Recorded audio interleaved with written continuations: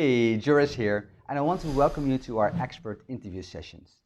In these sessions, we invite experts to join us to share their knowledge about marketing and publishing. These sessions are exclusive to this community, so I hope you're really going to enjoy them. If you have a subject that you really want some more information about and you want to see an expert talking about that, just let us know in a comment. For now, let's dive in the session of today. Hello, everybody, and welcome to this new interview session with Cutting Edge Studio Pro. And I'm very, very excited today to share the knowledge of this particular guest. It's Stuart, and he's from Podcast Hawk.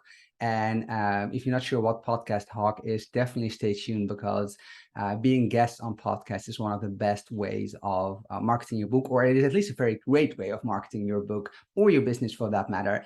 And Stuart and I are going to have a great conversation about that. So first and foremost, Stuart, welcome. Thank you very much for joining us today. Maybe to start off really quickly, can you really summarize quickly who you are and what Podcast Hawk is in general? Yeah, certainly. So thanks, Joris. Yeah, Stuart Townsend, based out of a camper van today, just because that's what remote working allows you to do nowadays, which is good. Quick background. I worked in corporate, some microsystems, Oracle for a long time, and then some startups. And now I've took that big step of stepping out into the big wide world and set up Podcast Hawk with my co-founder, Ray. So I'm based out of England. He's based out of Mexico. We've never met each other. We've only met on Zoom. So it's awesome. We're living the dream, living the dream. Nice. How do you guys meet up? How this came by? It was through a group called Dynamite Circle that I've been a member of for about 7 or 8 years, and it's basically nomadic entrepreneurs that are all over the globe. A couple of times a year they have events and get together, so 200 or 300. That's lots of amazing, interesting conversations. And we met through there basically. And over time, we were just chatting about different things, and we sort of came to Podcast Hawk in different ways. I'm a procrastinator and not a developer. Ray's a developer and a doer. So we were both wanting to be on podcasts to promote our business. I had a channel consulting business trying to help SaaS companies build revenue. Ray's got a language business, and we both wanted to use podcasts to promote our business, but just found it a challenge. It takes too much time, try to find podcasts that are live. Is it the right niche? Do they take interviews, etc.? I wanted to find the data on guests because I'm a bit of a data nerd to see what the impact of guests were, whether it extended out that podcast sort of and grew it. And Ray wanted to get on podcasts. So Ray built the app, and I joined a little bit later on once he'd done the hard work, basically. Awesome. Yeah. And we're talking about podcasts. And I know this might be a very simple question, but not everybody knows actually what a podcast is. So let's really start from the basic and tell us what a podcast is and why it can be such a beneficial thing to market your book or your business for that matter. Yeah, sure. A podcast is really simple. It's gone a little bit further nowadays, but it's literally what we're doing now. It's a conversation, so it can be in multiple formats, but it started as just being audio. So it's either people talking about subjects that they're interested in on their own and just talking about that every day. It could be marketing, it could be entrepreneurship, it could be business, or it could be in this style where there's an interview taking place and different guests come on every week, or it can be a series of comedy or books or whatever. It's just vast. There's over 2.5 million podcast shows that are out there. More episodes than you can even count on one hand, most definitely, in the millions, hundreds of millions out there. And again, it's something that's been around for 8 or 10 years now. It's a mature ecosystem of people, and then you'll hear about people like Joe Rogan and such like that, but then you don't hear about the ones that are really smashing it out there because they're using podcasts to grow their business, whether they're a book author that's doing a book launch and they're doing a promotion before that launch and a promotion afterwards, whether they're a consultant and they're out there promoting their business by sharing their knowledge on those podcasts. And it just allows you to reach a network that's a very highly targeted audience for the knowledge you want to share. That's in its simplest format. I mean, there's lots more there, but just think of it as a way to get to an audience really quickly who want to listen and want to hear about what you've got to talk about. Yeah, and I think especially the latter point is so very vital. I mean, whenever we talk about marketing in Cutting Edge Studio to our clients and to the authors we work with, one of the things we hammer on very much is the use of email marketing. we believe that e-marketing Yeah. is a very strong suit in marketing, because you're building your own lists, and you can promote and market them however you want, and how often you want, for instance. But podcast is very similar. You can have a bigger reach and a bigger audience that you only have when you just, I don't know, promote to your own social media channels, because that's just your own audience. And with use of cross promoting of email letters, for instance, but also on podcasts, definitely in podcast, you reach a whole big audience that never heard of you before. So it's a great way. But in the beginning of the interview, you mentioned something about how hard it was when you started out to actually find those podcasts, and to send those emails to follow up, and you're not always sure which podcast you already followed up with, or so there's a big hustle. And it's actually a question we get a lot. It's a question we get a lot from, okay, I love to be on guest podcast, but how do I do that? Where do I find these? And do I need to aim for the big fish or the little fish? And you guys actually created, in my opinion, the best program for this. I stumbled upon this myself a few months ago, and I'm an active member as well, and I love it so far. So my question for you is, let's share the screen, and can you basically take us inside of Podcast Hawk and tell us a little bit how it works, what it is, what you can do, what the benefits are, etc. Yeah, definitely, and it's easier to talk about it visually. Right. Before we do, I'll just explain the way that we started out, which was Google search, going to iTunes, trying to find shows about consulting and marketing, then going and finding the shows that you like and go, that's great. Actually, is it still live? Not quite sure, because a lot of shows die, just because of the hosts can't put in more time in, or things change. And then you have to find the host's social details and contact details, and then reach out to them, and then send them multiple emails. And that's the challenge. It takes a lot of time, it takes a lot of effort, and it takes a lot of tracking. And you can get agencies to do that and pay them a nice fee for doing that and finding you the shows to go on. Or we just made it really simple. Essentially, it's just this. We do all this in automation around that. So if you're looking for shows, like I say, around, we'll just start with generic marketing. I know it's a bit dull and boring, and it is exciting. Sorry, it's not dull and boring, but it's a general sort of one that you can use very quickly to show sort of the benefits of actually trying to find shows. But also, it's around the fact that actually there's a lot of shows around marketing. In fact, let's do a quick search, and we'll limit that search, because if we brought everything back about marketing, there'd be a whole lot more than we're going to show around that side. But what we're going to do is walk through quickly about how to find a show that contains what we call a keyword. We've got it here as a value. So you can see we've limited it there, but actually there's 9,500. There's probably a lot more, but we show the first 9,500 entries in this case. But what we have to try and find the shows is these filters. I always start with podcast description. It's easier. If you start with title, it's very generic. But if you're looking for a show around marketing, right, okay, we've got 9,500. What actually want shows that are live? Want shows that are still live now and were not dormant in 1990 XYZ. So if we look at shows from 3 months ago, we can then start to whittle it down again of, right, okay, I'm now looking for shows that are marketing, but have had episodes in the last three months per se, and that then again brings it down. And what we can also do is go, well, actually, that's great, but actually, I'm not going to get on Joe Rogan.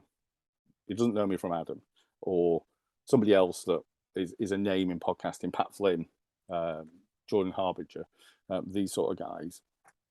So you can either look at it from reviews, so we can look at review numbers or averages, whether they've got social media or not. There's multiple ways. We've got our own podcast score. We won't go into that today, but we've got our own scoring system. But you can start to look at how many episodes they publish. So normally podcasts drop off about 10 or 15. That's the sweet spot of like, right, okay, I've done that now. It's not worth for me. I've not got a return back. I'm going to stop around that. And then if you look at up to 50 shows, that's a sweet spot for those shows. Basically, if you're starting out in marketing and you want to get shows that are live now, and you want to look at ones that they just go over the hump, they start to do 15 shows, so they've got a process, it's working. They're not above 50, so they're still looking for guests, they're still actively looking for guests around that. So suddenly you've got a targeted entry of 180 shows. There's 180 shows there that you can go through that have had a live episode in the last 3 months. So they're still broadcasting, they're still publishing. They're in that sweet spot of looking for guests because they're still trying to grow their audience around that. And it's in the target you're looking for, marketing. And you can, again, we can filter down further. We can do more complex stuff. We can look if they've got social media, what the language is. We could look by category. There's all these different filters here to go through. That if you were trying to do this via the old way, which is Google and search and breaking it all down, it takes a long time. Ages, yeah. For You can do it. I mean, you've been doing this now for like 3 or 4 minutes. Yeah, This and there's it takes you hours if you have to do this manually. There's 180 shows. So what you can start to do then, dig in and start to get a bit more details on them and looking at them and go, actually, social media influencer, that's the sort of show I want to be on. Let's have a look. So we can have a look at the description, the title, and again, sort of the key is, don't take it as a pinch of salt. There's reviews, so star reviews and such around that side of things. So, what's the quality like of it? We've come up with our own podcast hot score, which takes moving data points, i.e. sort of show publishing, social media, reviews. So it's a moving score. So this changes over time, and this is our rating. And again, it's not a rating based on the quality of the show. It's just, think of it as a timeline and a graph. Where is it moving on that timeline? Is it going upwards? Is it starting to scale? Is it starting to get more? We can't see audience because we don't measure audience because we don't have that data. The only people that have the data are the hosts and the podcast hosting companies around that. Some people make an attempt to average it out. We only publish data that we know is verified by sources. And then talking about the podcast score, what is going to be the average number that somebody that's starting out with will look at? It's like 30 high. Is this good? Or is it high, low? 30 is good. If you want to get on shows that have got more traction, over 50 is really good. Around that. But the way better in general. But with the training I'm sort of doing at the moment, putting together, it's talking about how you grow that approach and move upwards in terms of don't try and be on a 100+ episode show that's got a podcast hot score of 70, etc. Because unless you're really knowledgeable and known in the sector or industry around that, you've got a reputation that you can carry with you. If you've got the knowledge but people don't really know about you and you're trying to get awareness, start on the shows that have got 15 to 50 episodes with a lower score here, because they're actively looking for intelligent storytelling people to come on their shows and be a guest around that. And then as they get to 100+ episodes, they've got their process nailed. They're not looking for guests are looking for them, and it's harder to get on them. But if you've already been on these shows when they're growing and they do get to that, you can go back on again. It's easier to go back on again. And the final point on that side is building your media kit. So the more shows you get on, you need to reference back that you've been on 10 shows, 20 shows, 5 shows, whatever it is, what those shows were, when you spoke on it. And again, we provide all templates and things to monitor and track that. But you do that because then when you go into the larger shows, you can send them a copy of that media kit that shows, A, you're a good storyteller, B, you've been invited on shows, C, you know what you're doing, you've got the kit, you're set up in the right place, the acoustics are right. They don't have to educate you about anything at all. So it gives you validation. And then the final piece is, if you want to, in this particular component, you can look at a bit more of the episodes themselves and listen to some of them as well, and see if it is in line with what you're looking to do, what you're looking to achieve and such. So all of that is 5 minutes, or maybe a bit longer because I was talking a lot. Yeah. But you can, it's in one place. You can see the content, you can listen to it, you can understand if it's your sort of thing, and then you can either add it to the ability to download the details, or again, we're a SaaS company, depending on the plan, create an automated campaign to reach out to those podcasts for you. And the final point just on this screen is you can then save that search, because like I say, that podcast hot score is moving, but also the shows are moving. So if you want to run this every month, rather than keep typing this in, you can just save that search, and it'll save it in your save search folder, and then come back to it in a month's time and run it and see what shows it. And it will show you the shows that are new, because if you've already downloaded the shows or click reference to them, they won't come up in the search again unless you click one of these boxes. So it gives you that ability. There's a very strong section of this as well. So the program remembers what podcast you looked at, which one you downloaded or sent an email to. So you don't have a chance of, I don't know, sending the same podcast, the same email like in the next month, because it just simply won't pop up anymore. Exactly, because that's what I did the first time. And it was actually, again, it's one of those features, our customers we've got customers over the last year that have worked with us and helped tweak and tune some of the features, because when you build something, it's, oh yeah, it's fine, it's, common sense, whatever. And then actually go back and use it. And as a user, it's like, why? I don't want to see, I've seen these shows, seen them 100 times. I don't want to see them again. And again, from one of our clients said, actually, there's shows in there that are not the right language, or actually they're in a country that I don't want to be in. So I don't want to be in Germany because I haven't got an audience there. So you can archive that. So we've got this little filing cabinet. You can archive it off. It'll never appear again.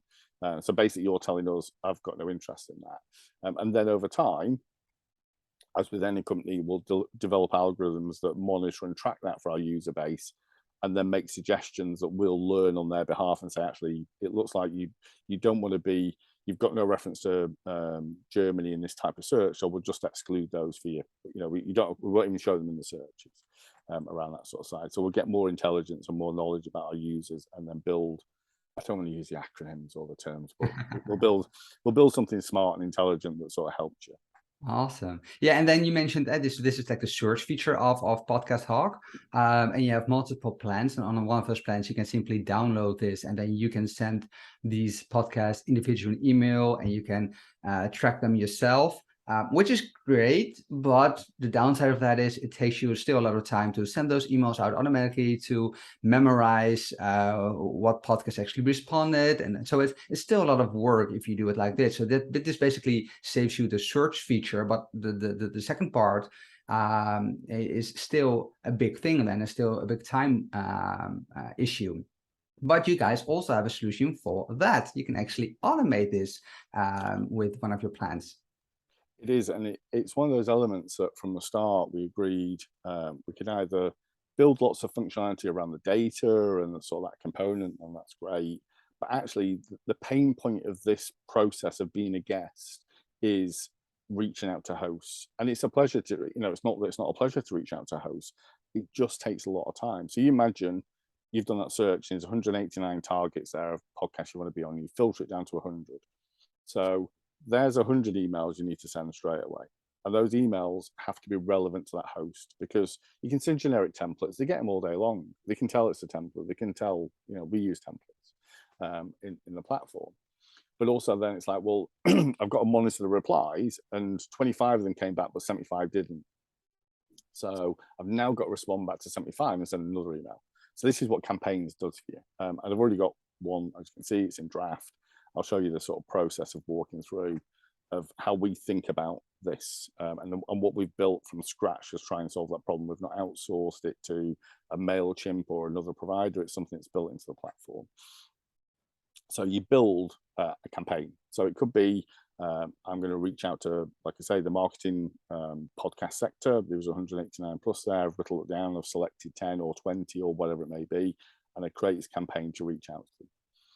So inside our platform, like I say, we've got generic templates, and the big release coming, so next week, start of August, is some new features, a lot more data, and another 20 or 30 templates so you can then select based on where you want to reach out to, whether it's business, funny, you reach out to the podcast as a guest, or you want to reach out to the podcast to get advertising rates, whatever it may be. But we've built templates. The caveat is you don't have to use them. It's just to help you think about things. So there's options in here. Obviously, we have more, but I'm in my little dev environment, so they're not there at the moment.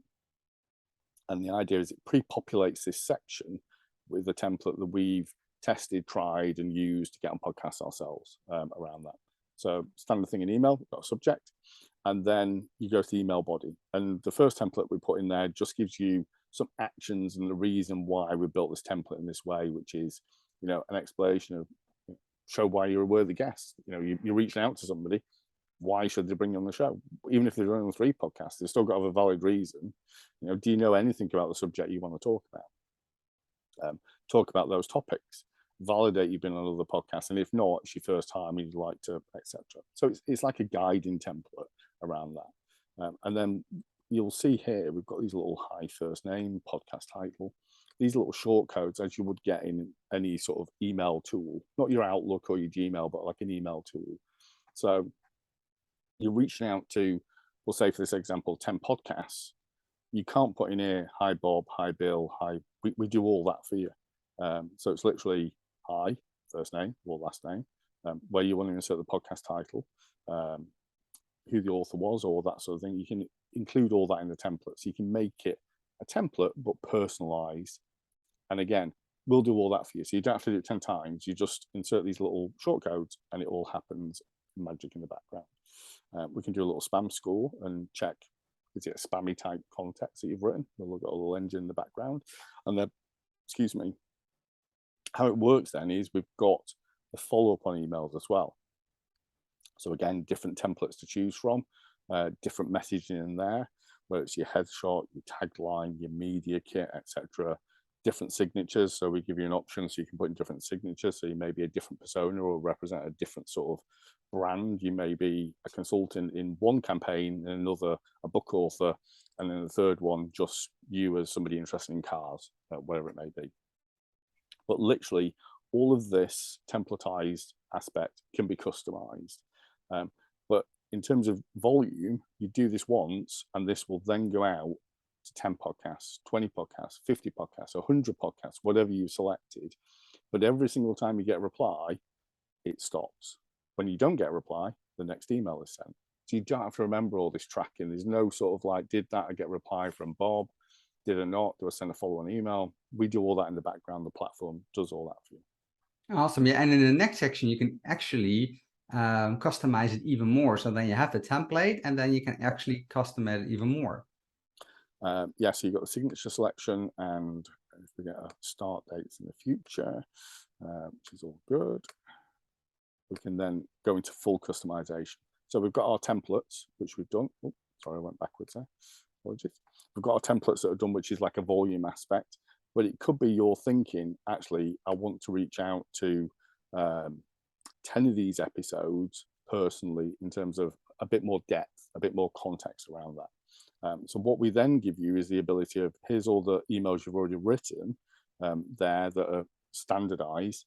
You can then go and listen and look back at episodes and reference it. So it may be in an episode, there's a point that you can add value to. So you think 2 minutes and 32, XYZ said something, and I loved episode 238 because it talked about that. You can put this in this component here in whether it's the initial email, include it in the follow-ups, whatever it is, and make it totally customized. So you're understanding who the host is, what they're doing, what they're talking about. You can reach out to them around that. So you could have, out of the 100 podcasts that you send to, 75 are just templates, generalized sort of messages, but still customized. And then 25 are fully customized, the ones that you really want to be on, that you'll spend more time doing that, but still less time.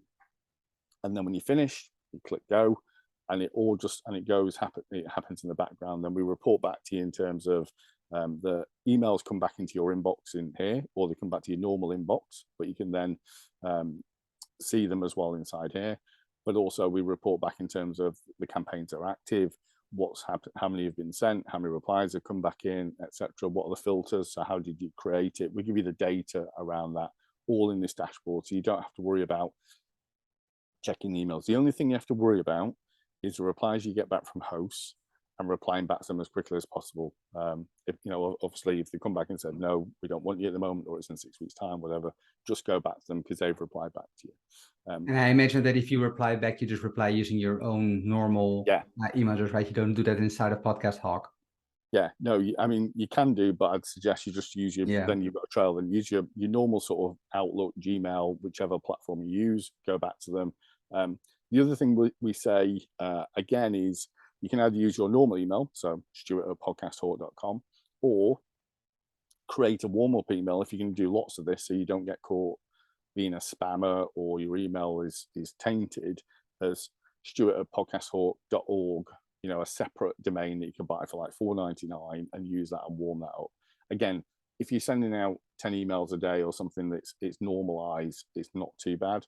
If you try to send out hundreds and hundreds and reach out to a lot of podcasts, we suggest sort of setting up something independent, because it could flag against you, because it's going against it could be going against your normal email usage and consumption around that side of things.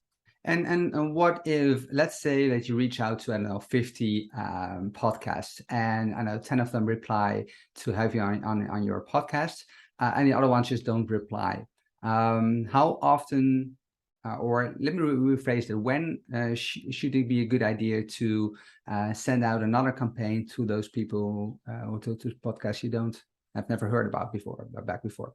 Yeah, so we tend to say leave those ones, park them for a quarter, and it could, and just again rerun that search and see how active they are, and have they had other guests on, because again it could be they've gone dormant, excuse me, but not actually gone dormant yet, if that makes sense. They've got a series of shows lined up, but they're not taking any more guests, they've not announced it. So there could be that aspect, or it could be they're away. So if you leave it a quarter and then put those back into a fresh campaign by rerunning that search and seeing what results you get, and then do that side of things. But and again, if you already send them, if you already include them in the first campaign, of course they won't pop up in the new search, of course.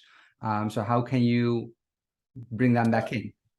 Yeah, so when you do your search again, just go back to the dashboard now, you can display already contacted, already downloaded podcasts. That'll bring up ones that are already in campaigns, and it'll highlight them as, I think, in a different color. I'll just quickly do that. I'm sure I've done marketing before. Excuse me. It'll highlight them in a different color, and you can then select them again, use them again. And just to explain that side as well, we're based on a credit system. So the credits allow you access. If you've already accessed that person's host details, whether it's a download or a campaign, if you reach out to them again, you're not using the credit, because you've already got access to them. So these ones are in blue and yellow. I've already downloaded or done some activity with. I could do something again with them. There's, Awesome. There's no extra charge. There's no extra credits. This is amazing. This is really amazing. Awesome. Yeah, Stuart, thank you very much for sharing this. And I think for everybody who's watching this, it's very, very clear how how awesome this tool is, how such a time saver it can be. And hopefully also we showed you how important it can be to be a guest on a podcast, and to reach a bigger audience, to promote your book or your business. So if you haven't checked Podcast Hawk out, and you're really, I hope we're really excited after watching this tutorial. Just click a bit further down the page, and you'll find more information. You find a direct link, and etc. So, Stuart, thank you very much for explaining your amazing program to us. And yeah, thank you very much. And for everybody who's watching this, check out the other sessions in our CES Pro program. See you next time. Thank you very much. Thanks for having me on.